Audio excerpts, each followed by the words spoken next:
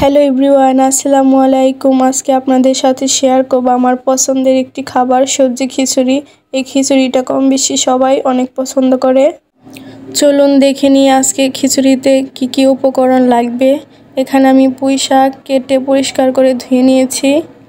এখানে 3টা আলু ছোট ছোট পিস করে কেটে ধুয়ে রেখেছি।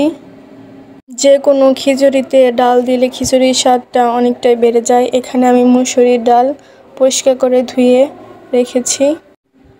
এখানে পেঁয়াজ, কাঁচামরিচ, ধনিয়া পাতা ধুয়ে কেটে রেখেছি।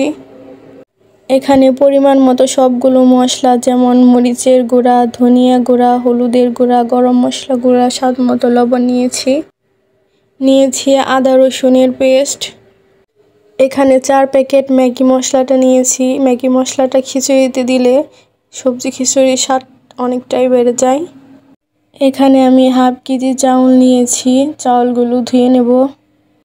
চুলায় একটি প্যান বসিয়ে প্রথমে নিয়েছি চাউল, এরপর দিয়ে দিলাম মুসুরির ডাল, দিয়ে দিলাম কেটে রাখা আলু,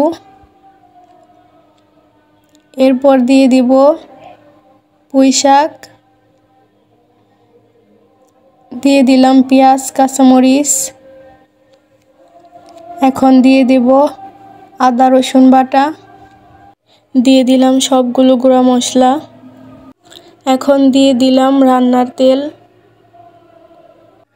এখন হাত দিয়ে সবজি চাউল সব কিছু একত্রে মাখিয়ে নিচ্ছি।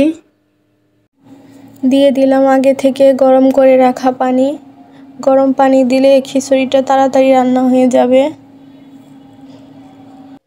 ভালো করে নেড়ে মিশিয়ে নিচ্ছি। এখন ঢাকনা দিয়ে রান্না করে নেব।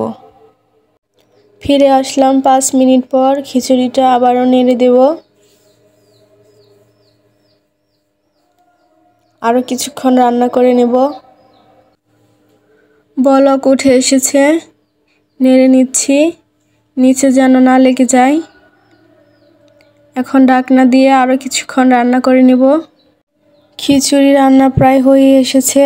এখন দিয়ে দিলাম ধনিয়া পাতা, এরপর দিয়ে দিলাম ম্যাগি মশলা। এখন সবগুলো একত্রে নেড়ে মিশিয়ে নেব। আরও কিছুক্ষণ রান্না করে নেব। রান্না হয়ে গেছে সবজি খিচুড়ি। এখন চুলার জালটা একটু কমিয়ে নেব। তৈরি হয়ে গেল খুব সহজেই পুঁই শাক আলু দিয়ে সবজি খিচুড়ি। আপনারাও এভাবে বানিয়ে নিতে পারেন। দেখেই মনে হচ্ছে খেতে কতটা মজা লাগবে। আর সাথে যদি থাকে ডিম ভাজা, তাহলে তো আর কোনো কথাই নেই। ভিডিওটি ভালো লাগলে লাইক সাবস্ক্রাইব করে পাশে থাকবেন। দেখা হবে নতুন কোনো ভিডিওতে। আল্লাহ হাফেজ।